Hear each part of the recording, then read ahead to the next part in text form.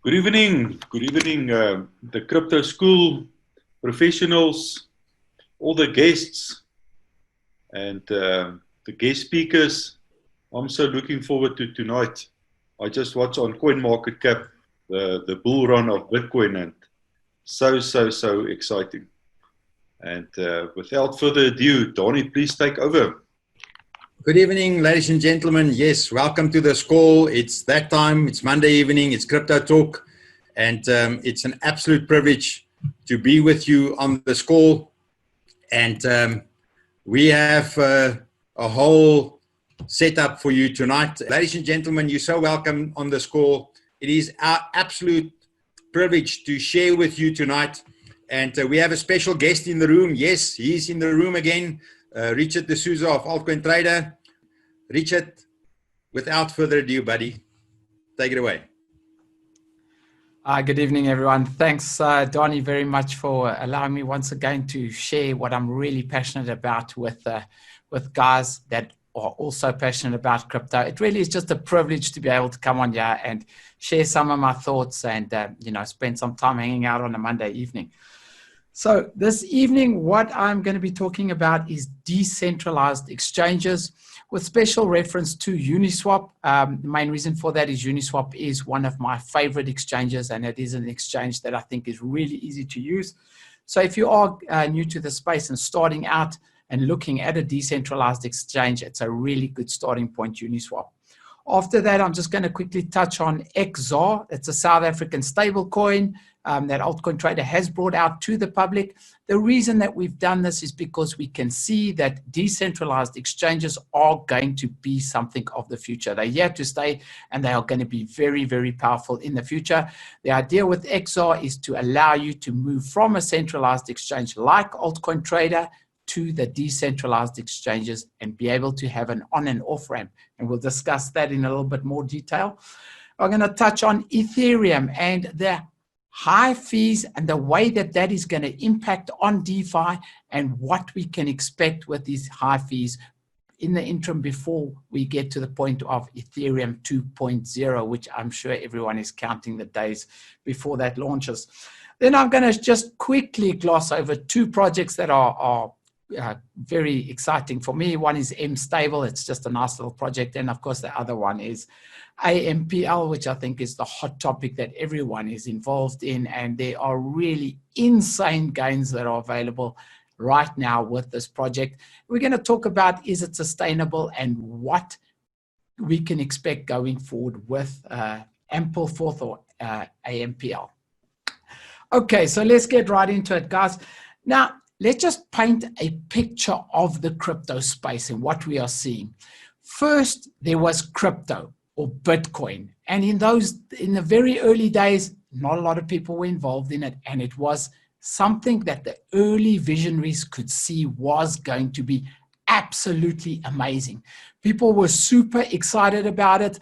I myself bought it $6 and I was waiting for it to hit $30. I thought that there would be incredible gains. I was so excited. If I had any inkling of what was going to happen, I would have acted very differently, to say the least. Then the next main event that we saw in the space was 2017, the birth of Crypto 2.0, a lot of people call it, where we started seeing the ICO craze, and there were insane gains to be made. People were making money hand over fist. But of course, with that, there were people losing a lot of money.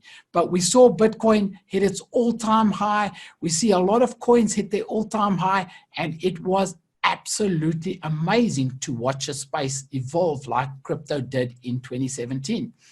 Now, we are standing on the precipice, on the front of the next main phase, which, as I'm sure you all know, is DeFi, and DeFi is about to explode. It has started now, it is exploding, and there are going to be so many people getting really wealthy off of this phase or fad or whatever you want to call it. But DeFi is here, and it has its upside and its downside. But if you play the game correctly, strap yourself in, because it has the potential to make people insanely rich. Now, what was different between this phase that we're entering into and the 2017 ICO phase or the Ethereum phase was that exchanges and the network and the cryptosphere as a whole was not ready to handle the massive influx.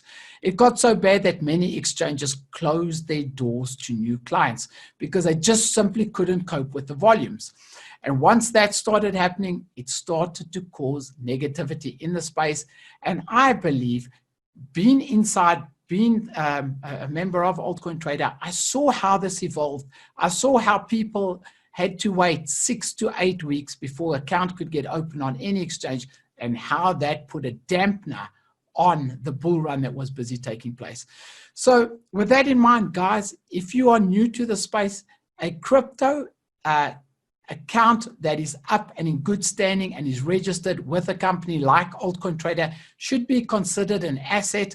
I would advise everyone to go and register now, because we're standing on the precipice of a massive bull run, and you don't want to get to the stage where you don't have an account and everything is going mad and you're potentially missing opportunities and having to wait for your account to be registered.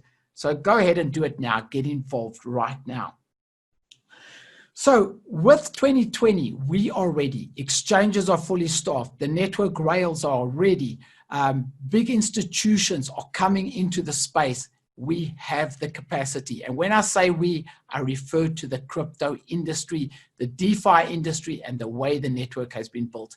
We have a lot more capacity, and because of that capacity, we can expect the bull run to reach new levels and new highs that I don't think anyone can predict, and I think we're going to be absolutely blown away. A couple of things that are just amazing that have pointed to the fact of mainstream adoption is the US banks are now allowed to be custodians for their clients' crypto. That is massive, massive news. We've got MasterCard that is opening the rails for resellers and for approved people to open MasterCard accounts, issue cards on behalf of MasterCard, thereby allowing MasterCard to take their share of the crypto pie. In addition to that, we see Visa that is linking to many, many crypto wallets where you can buy crypto online directly through the wallets. Mainstream institution is coming. And then lastly, we've got PayPal with its 320 million clients, allowing people to buy Bitcoin and cryptos in the very, very near future. Now, if you think about Coinbase, which is the biggest exchange in the world, with if you talk about customer numbers, they've only got 32 million. PayPal swoops in with 320 million users.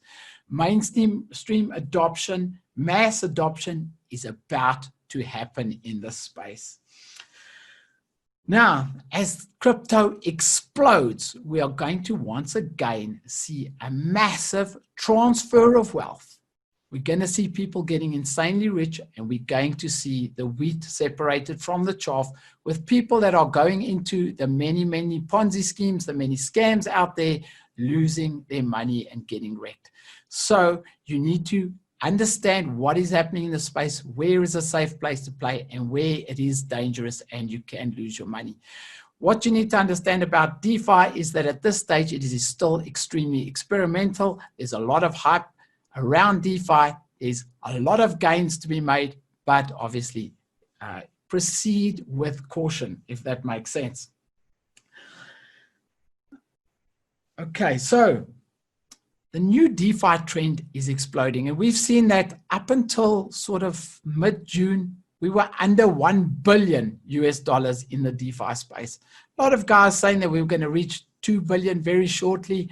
We blew past 2 billion. We blew past 3 billion. Next stop, it's not 4 billion, because we already achieved 4 billion.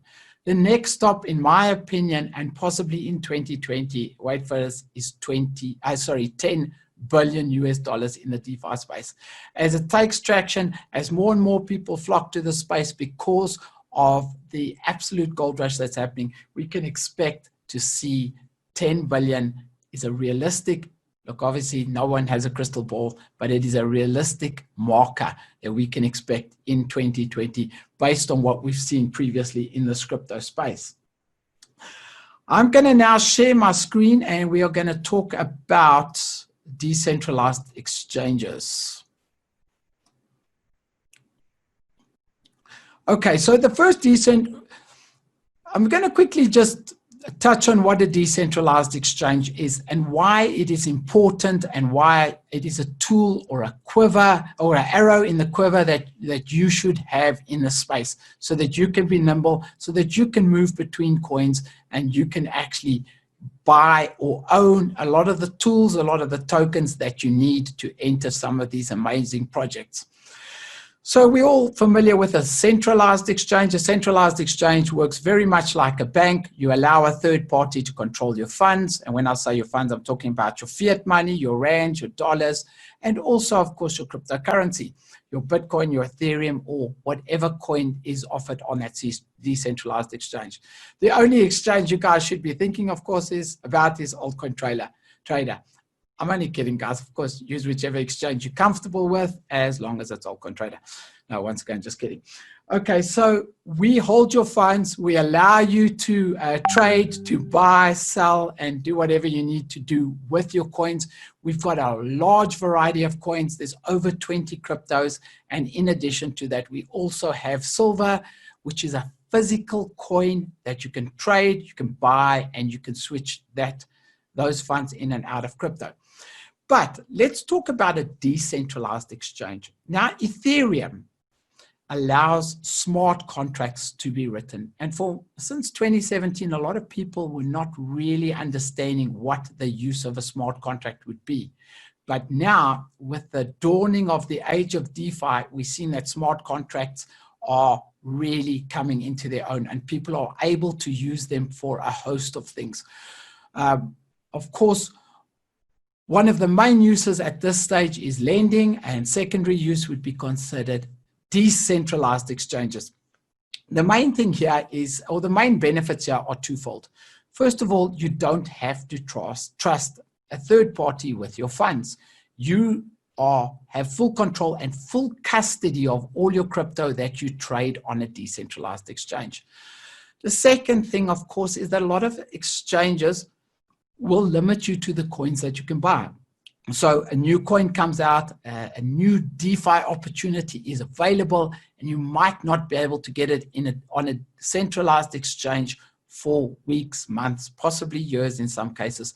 But with a decentralized exchange, that coin comes out and you can be one of the first to take advantage and to get those sick gains that that coin potentially offers.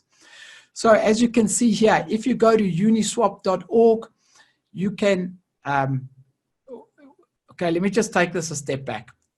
One of the things that you need to be able to participate or trade on a decentralized exchange is a Metamask wallet. Now, Metamask is a very simple browser extension that you download and install.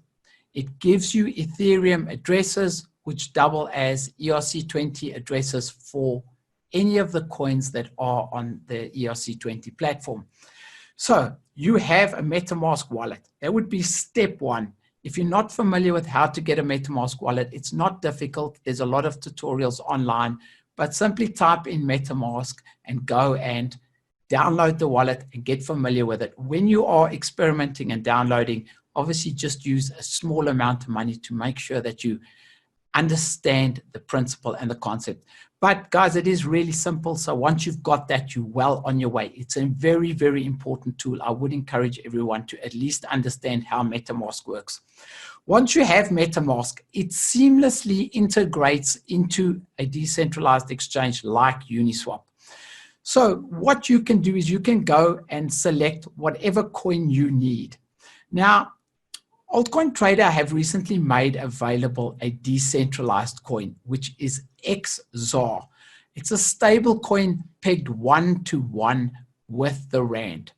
Now, the reason that we've done this is because if you want to trade with rands on a decentralized exchange, this is one of the easiest ways to do it. So you can deposit money, deposit fiat rands into Altcoin Trader, and you can simply withdraw that money into your Metamask wallet as rands, and you're good to go on a decentralized exchange.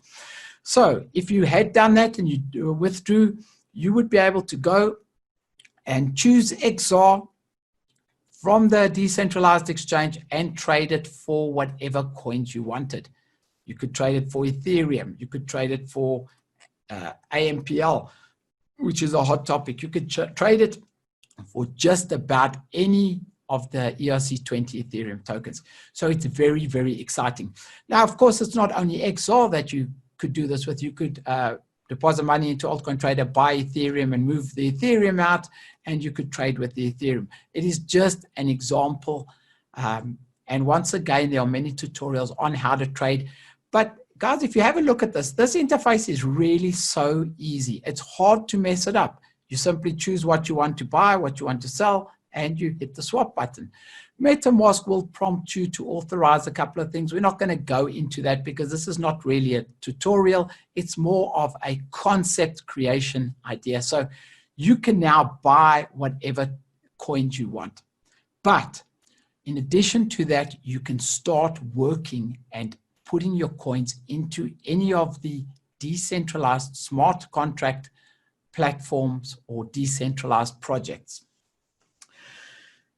So I want to talk about Ethereum and how that is at this stage hampering the DeFi space and why we are paying excessive fees. A lot of people are saying that Ethereum is grossly undervalued right now. And I would tend to agree with them. I'm expecting to see Ethereum really double or triple in price in the very near future because there are a lot of smart contract or Bitcoin 2.0 smart contract type platforms like Ethereum, but none of them have got the first mover advantage and none of them have got as many developers as Ethereum has working on the protocol right now as we speak.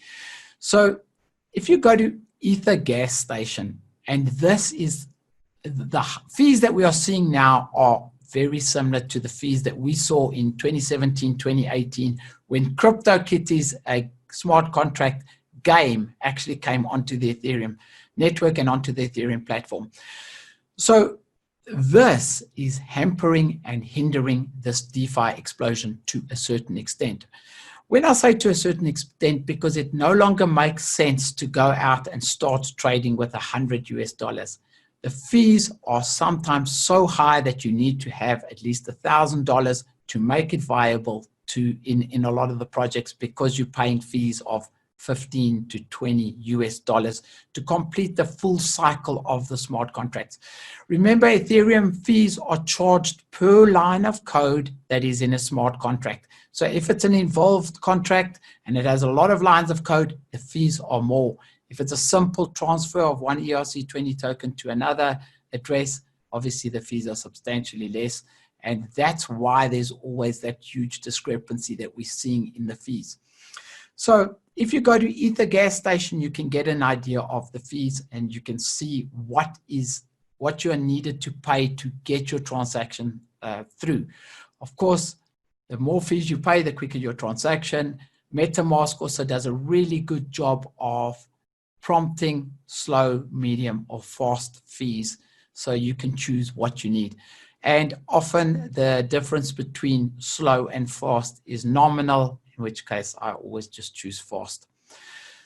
So guys, if you can wrap your head around decentralized exchanges, it really will help you in obtaining those tokens that you couldn't normally get.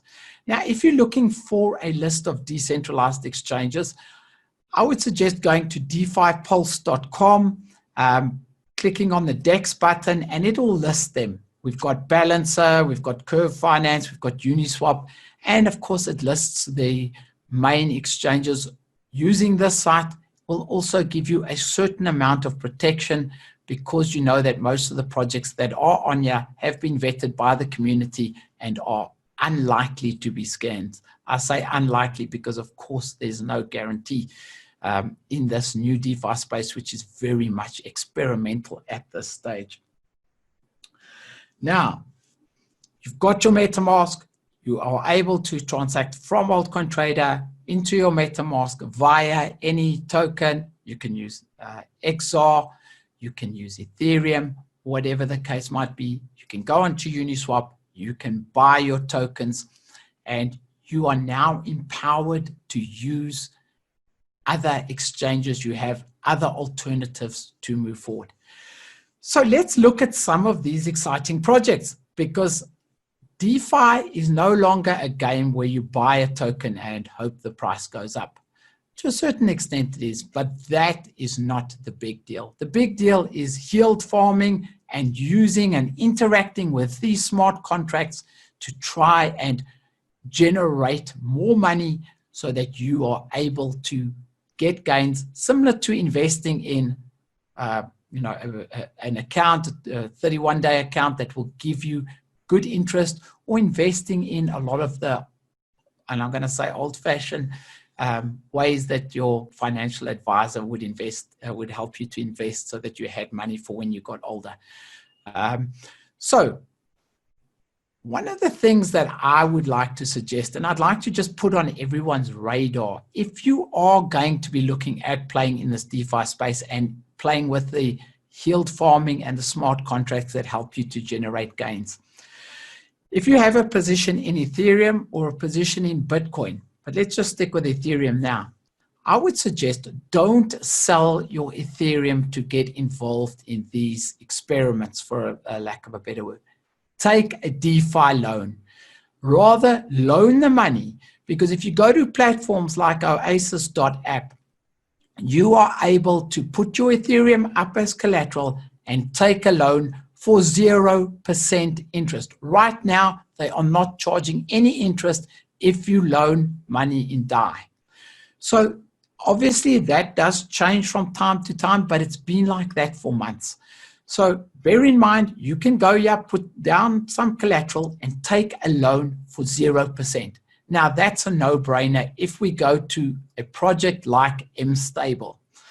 Now what you can see here is I have invested $1,000 in mStable, and you can see my interest ticking there.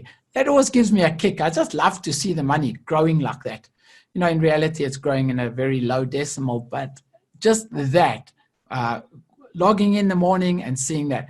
And basically, I'm making here about $1 a day. You can see the annual percentage yield is 26%, which, as far as traditional financial markets go, is absolutely amazing.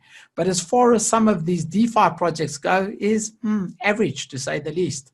So I'm basically making $1 a day, or just under $1. So puts new meaning to that saying, another day, another dollar. So if you are looking at places like mStable, remember what is amazing here, guys, is that I'm lending money at 0%. Okay, I'm lending DAI. I'm then selling that DAI into USDT, and I'm getting for 1,000 DAI, I'm getting like 1,027 USDT. There's a reason I do that, because DAI is in very high demand on this platform and in most platforms. So I normally switch it to USDT if I'm doing a dollar investment, because you gain a little bit by doing that. Just a little bit of a tip there. And then I'm putting it in here and I'm earning money. So I'm paying 0, I'm earning 26%. It seems like a no-brainer. And this is the type of experimental thing that we should be looking at. It's a new phase. It's reasonably sustainable. It's been running for a good amount of time, and we can expect this to continue at least for the short-term future. And if something happens where the interest rate drops dramatically, I simply take it, pay back my loan, and keep my gains. So if this is 2 or 3 months, I'll have $30, $40, $60, whatever the case might be. So mStable, it's not a very well-known project. I did make a video on how to use it on my channel. It's the latest video. Guys, if you haven't subscribed to my channel, it's Rads Act.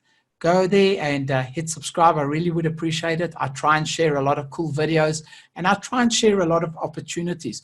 What's actually been happening lately is I share an opportunity, and it's not a day or two later that something else comes out that makes that opportunity look average, to say the least. But at least it keeps you active in the space. It keeps you on track with what is going on. I only put out a video a week. There's a lot of YouTubers that really are working hard in this space. So I'd encourage you to try and stay current, because it is such an amazing space that is moving really, really fast. And guys, the last topic that we are going to talk about today is AMPL or Ampleforth. It's a token that is reasonably exciting. I didn't know about it until a couple of days ago. I've done quite a lot of research, and they just have a totally different way of doing things. So I can see that I'm running short of time, so I'm going to wrap this up in really quick time before I hand over to Donnie so that he can hand over to Jason. So Ampleforth is a coin that has an elastic supply. In other words, by editing the smart contract, which is automatically done, they change the base supply of tokens, and the amount of tokens in your wallet goes up. Now, I spent a lot of time, because I like to work with a blockchain and I like to understand smart contracts and what's going on. And I was totally confused when I saw my entry on the blockchain of 50 odd tokens, and the next day it was at 69 or 70, and there was no entry on the blockchain. Took me a long time to figure out that they had the ability to just change the total supply, thereby giving me more or less tokens. So how does this work? This is a token that is supposed to be valued at around about $1. At this stage, I think it's a value just slightly over $2. It's at $2.20. Now, when the price is above $1.06, they do a rebase. A rebase is where they issue more coins to every single user that has coins in their wallet. So whatever percentage of the network you have, you will maintain that percentage. It doesn't increase, it doesn't decrease, but you will get more coins if the price is above 106. If the price drops below 95 cents, you will have less coins in your wallet. So price is not always the best metric to measure this coin's value by. It is the exact way to measure it is your percentage of ownership of the network. But just to simplify things, it would be the current market cap of the network. The higher the market cap, the more value this coin should have to you. If that's confusing, guys, I'm trying to rush, so I'm going to quickly be moving through this. Then, of course, not only do you get additional coins every day, and for the foreseeable short to medium future, you are going to be getting more coins every day. It's not at a situation where you're going to be getting less coins. So it's a very good opportunity to get involved in right now. In addition to that, you can actually go and stake it on Uniswap. So you create a liquidity pool with Ethereum and AMPL tokens. You actually put liquidity into Uniswap so that you can earn a small percentage of the trading fees. Now, not only do you earn a small percentage of the trading fees when you do this, but it can be moved to something called the xZAR or the xZAR, where you will get additional coins. So you make coins in three ways. First, the rebate. Second, the commission fees on Uniswap. And third, the xZAR trickle into your wallet. These are opportunities that if you haven't heard of and you haven't thought about, I would urge you to strongly consider. The way Uniswap works, it's an unintended consequence that your Ethereum also grows because of the fact that the AMPL coin is growing in value. Guys, I think I'm going to leave it at that. I know that the last thing I went over extremely fast, lightning speed. So if you are new to the space and you don't understand a word I said, forgive yourself, because it is a reasonably complex topic. And the main thing that I wanted you to get out of this talk is how to use decentralized exchanges and Metamask. So if you kind of got a handle on that, then you're doing great. Donnie, I think I overstepped some of my time boundary, but I'll hand it to you. Yeah, the xZAR is the interesting part. Do you have a little bit more info on the xZAR or the xZAR? As you said, can you share a bit more on the xZAR and how the xZAR work, or is that not in your scope for tonight? No, I can certainly share that if you're interested in hearing that. We are interested. Please continue. Share your screen. Go, bro. Okay, so I will try and I'm gonna go the long way around. The way that smart contracts work and the way that tokens are issued. So in other words, if you have DAI and you want to get interest and you lock it up in a contract like Compound, they give you something called CDAI. And there's no magic behind this. CDAI is a token that just increases in value every day by the percentage that you think you're earning in Compound. So in other words, if you just simply hold these tokens, it is considered your receipt. And that percentage goes up. Whenever you hand that back, you get more. So that's how you get your interest. The reason I told you that is because when you go onto Uniswap and you supply, let's say you supply $1,000 of Ethereum and you supply $1,000 of AMPL, they will give you a token that is considered your receipt.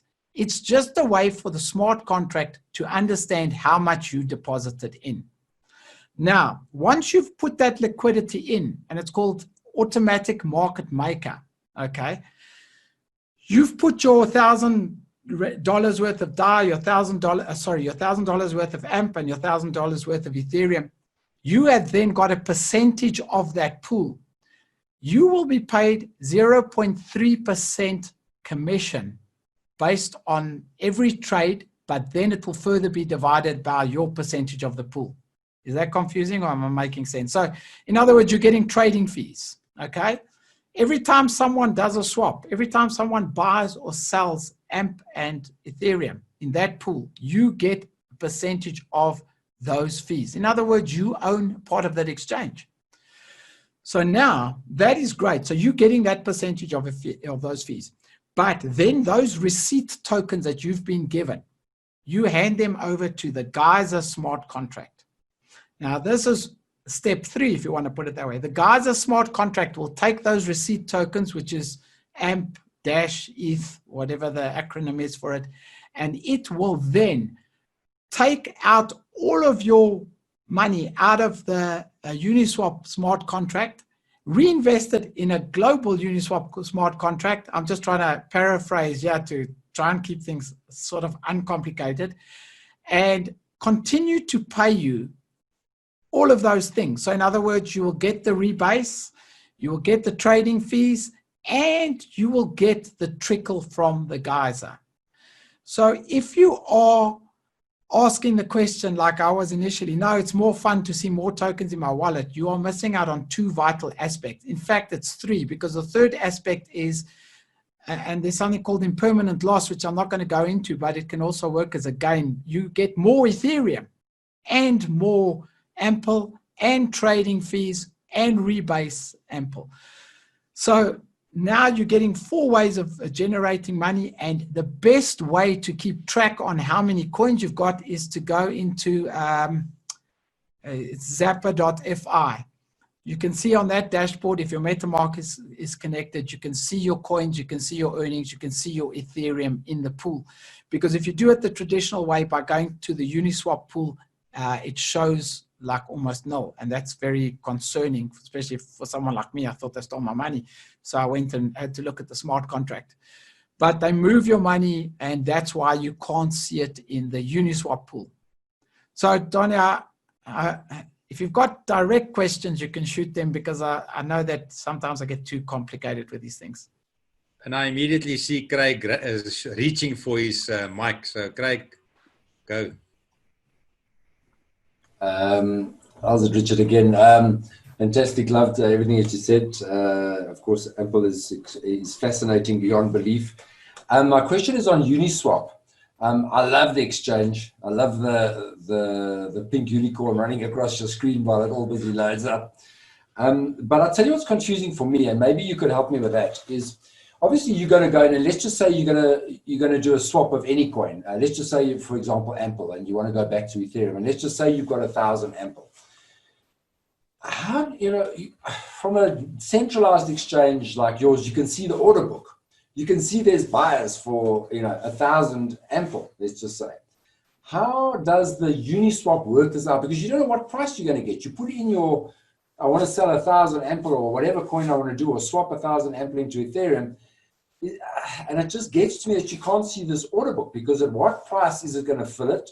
Or is it going to hold it till it fills it at the quoted price, or, and it seems, I just can't get my head around how the order gets filled and how big an order you can drop onto that exchange, or on the decentralized exchange. Craig, that's a very interesting question, and here's the answer. On a centralized exchange, you have limit orders. So as you pointed out, you can see the orders that are placed there. On a exchange like Uniswap specifically, you have AMM. It's called Automatic Market Makers.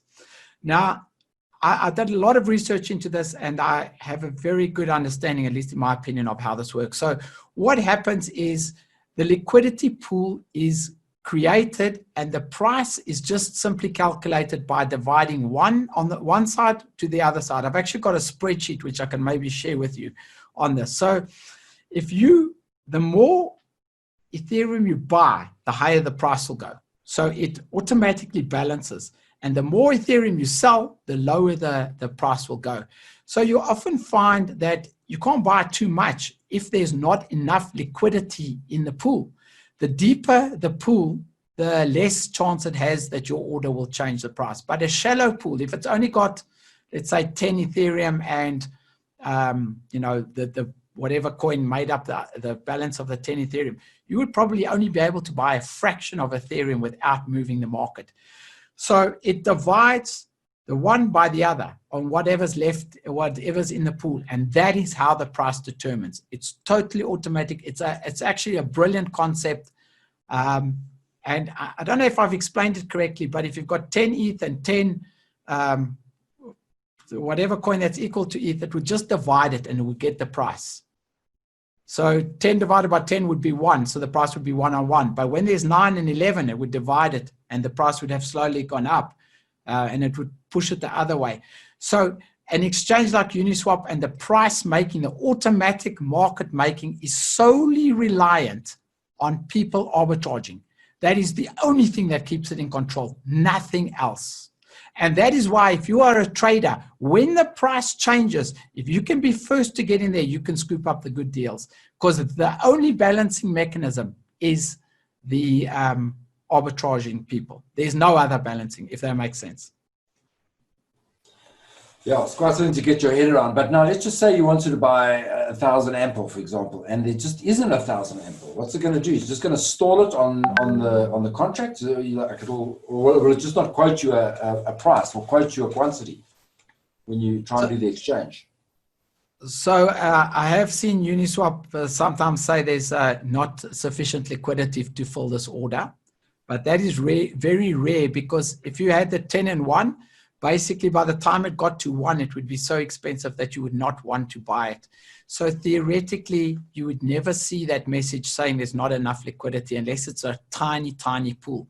If the pool was sort of even at more than 10 coins, they would make the 10th coin so expensive that it wouldn't be able to be bought. So that, you see, this is what AMPL have done, is they've incentivized people with the geyser to make the liquidity pool really, really deep, so that when you buy the coins, you don't move the price. And that's part of the genius of this project, because they have a really, really deep liquidity pool. So when you buy AMPL, it doesn't change the price very much on Uniswap. If you look at pools like xZAR, you'll see that the price changes reasonably quickly, because it doesn't have the same depth that the Ether pool has. In addition to that, just to make things more complicated, Uniswap with a version 2, they allowed the contracts to not have direct pools, so you could trade through other pools to get there and balance the entire ecosystem's liquidity. So it is really, really some very good programming. Excellent. Guys, I just feel like I might not have explained that as clear as it is in my head. No, it is complicated, but at least we can hear it direct, as it were. I've only got one last question. Sorry, Donnie. I always ask the questions.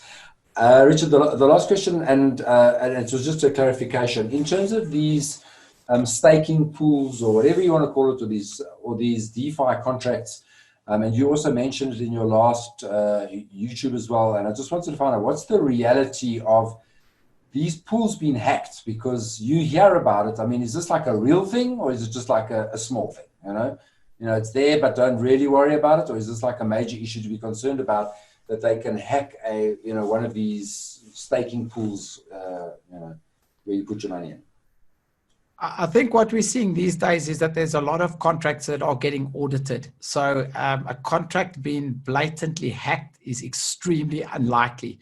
However, what we are seeing is clever exploits. In other words, things that no one thought about. For example, Balancer was recently hacked because there was a token that decreased. It was actually a burn token that decreased as it was traded. And a hacker, but it's not really a hack. The contract it does work like this, but it wasn't expected. He actually managed to buy all of the coins, thereby making, he managed to sell a lot of coins, thereby making the coin dirt cheap and being able to exploit that feature of the coin. So exploits are a very real thing. It's also what happened with Ethereum, and that's why it was split with Ethereum Classic and Ethereum, because of a massive hack that made headlines all over. So I would say hacks are these days pretty much, and we're not going to see them, but exploits, if you want to be pedantic with semantics, exploits are very real, and they are something to be concerned about, because it doesn't matter how good you are at auditing or how good you are at going through the code. There are things that you simply can't think about that very clever people that are familiar with these smart contracts can think about and find ways to actually work within the rules that have been set out and exploit the entire contract and take massive amounts of funds out of the system. So it's real. It's very real. Okay, cool. Thanks all from our side. I need to leave some time for other people. Thanks, Donnie. Cool. Thank you, Craig. Thank you, Richard. What an amazing talk on an amazing subject. Ladies and gentlemen, I think we had one amazing evening.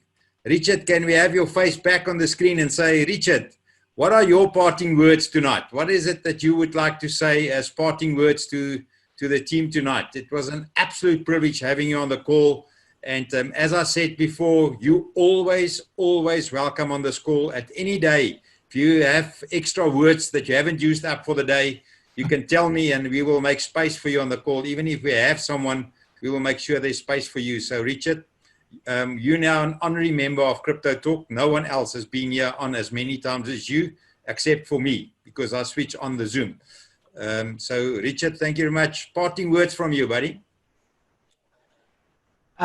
Donnie, thanks very much. It's always a privilege to come on. Yes, I do appreciate it very much. Just to echo maybe Johan's sentiments, at least Jason's sentiments, we are at the precipice of another amazing development in the crypto space. And guys, this is going to make people either insanely rich, and those that are not vigilant and don't understand and go after the quick money are going to feel the pain. But it is an amazing transfer of wealth that we are witnessing. And anyone that is not involved and is not educating themselves in this space is missing out on an opportunity, not only to generate amazing wealth, but to be able to understand and process what is going to happen financially in the future. So I just like to encourage everyone, get involved. I say to people, open Altcoin Trader accounts, even if you deposit 100 Rand, just to see how it works. It's not about money. It's about educating yourself to know what is going on. Because a lot of people, they look at me and they say, no, they don't understand this Bitcoin thing and they might not get involved in it. And I smile at them and say, guys, you are not going to have a choice. It's very similar to saying, I'm not getting involved in the internet. Sure, we all battled in the beginning, but we all had no choice. And if you want to be relevant, you have no choice but to get involved in crypto. It's here to stay. Its mass adoption is staring us in the face. So guys, take the step, even if it's just for educational purposes. Don't worry about money. Get involved and take baby steps. Just do something. Those are my words. That's it. Oh, thank you, Richard. How eloquent is that? Ladies and gentlemen, I'm going to allow for 2 questions, and then we're going to close this call tonight. If there's people with questions, Jason, I see you unmuted yourself. Donnie, I've got a question for Richard. He mentioned in the beginning of his presentation he's going to talk around the sustainability of AMPL coin. I don't think he touched on that. Jason, yeah, you're quite right. I was feeling a little bit pressured with time towards the end, so I tried to just cut out a couple of things. I think that AMPL coin, it is very much caught up in the hype, and it is going to reach a stage when this enthusiasm and the excitement about AMPL coin starts to wane. We are going to see, at some stage, we're going to see coins being minused out of the wallets. And I think at this stage, and remember, I don't have a crystal ball. I can't say this for sure. It is a very, very interesting experiment. And I think it has the potential to actually work and be sustainable long term. We won't see the gains long term. And once we start seeing coins being minused out of the wallet, that is going to cause a snowball effect, and it is going to cause people to exit the system, because no one likes to have less than they had the day before. And even though you don't actually have less, it looks like you have less. And once we see that, we're probably going to see a bit of a drop before it stabilizes and continues. So I think it is going to be sustainable. However, the condition on that is it's not going to be sustainable with these gains that we are seeing day on day as we are seeing it now. So yes, it will be sustainable, but it will taper off and be dramatically less. Of course, with that being said, whatever you buy now, if you measure it in percentages of the network, it has the potential, just like buying one Bitcoin now has the potential to make you extremely well off in the future. Buying now, because every day they're increasing, buying a good percentage now could stand you in very good stead. If, for example, we don't see an unexpected event, a black swan effect, which actually wipes out the whole project. Because the fact that it is experimental does mean that that is a possibility. Thank you, Richard. Cool. Thank you, Richard. Rudo, I was going to ask Jason if I should be facetious and just add you to the panel of co-hosts so that we can get you to unmute yourself. But yeah, you've put up your hand. So Rudo, our master trader is in the room. So Rudo, please ask your question. Thanks, Donnie. Appreciate it, guys. Hi, everybody. Richard, I've got a question, and it might be a question or maybe a request. Ampleforth basically are at this stage, they are doing simulations to study when the coin is going to reach a point of stability. Will it be possible once they release that information to have an in-depth webinar with somebody with your expertise to maybe work through this? And I think obviously Donnie and everybody will take good advantage of that session. So can we maybe think about doing something like that? Because I reckon that's going to be, brilliant. Rudo, yeah, certainly. I mean, I will always make myself available. Just bear in mind that a lot of my expertise comes from basically, researching it online, and I'm not actually the authority on these things. So as much as I like to try and stay up to date and try and offer some type of, level of expertise, I welcome any assistance. So anyone who's also researching it, if we can have it maybe as a discussion, because I'm sure there's a lot of knowledge out there, even in today's audience, that is superior to mine. So let's do that as a sort of event where everyone gets to put in a bit. And yeah, I'm certainly open to that type of thing. And I think it's a good idea. I think a strong community where people are sharing not just the basics, but more of the in-depth behind the scenes working is sorely needed. And we need to try and sort of up our game and get to that level where we're not discussing what is a Bitcoin and what is crypto, where we're actually discussing some of the more advanced things. I welcome that. I think it's a great idea. Awesome. Thanks, Richard. Thank you, Rudo, for a great question. Thank you, Richard, for your commitment. I've made notes, and we will remember that. Don't worry. We have long memories. Thank you, Richard. Thank you. Ladies and gentlemen, that will then bring us to the end of this evening. It was an absolute privilege being with you, helping you, serving you as the community. Marius. Donnie, thank you. Richard, you're like a machine gun. You just play the info. So I need to watch the recording again. So Donnie, thank you for again hosting us. It was another great evening. Cool. Thank you, Marius. Craig, can we have a last word from Craig? Excellent. Thanks so much. Thanks for coming, Richard. Richard, we've got a mastermind team that have literally put, and I would not be joking if I say 1,000 hours into the study of AMPL. So I would love to bring you in on something like that. We've got a huge amount of effort has gone into it, and a lot of people have benefited from it. So I'd like your inputs, and I will chat to you more when I see you about that. But thanks so much. I really appreciate what you bring to us. Thank you, ladies and gentlemen. Thank you, Craig. We see each other again next week, Monday, same time, same place, Crypto Talk. It was an absolute pleasure. Have a great one, guys.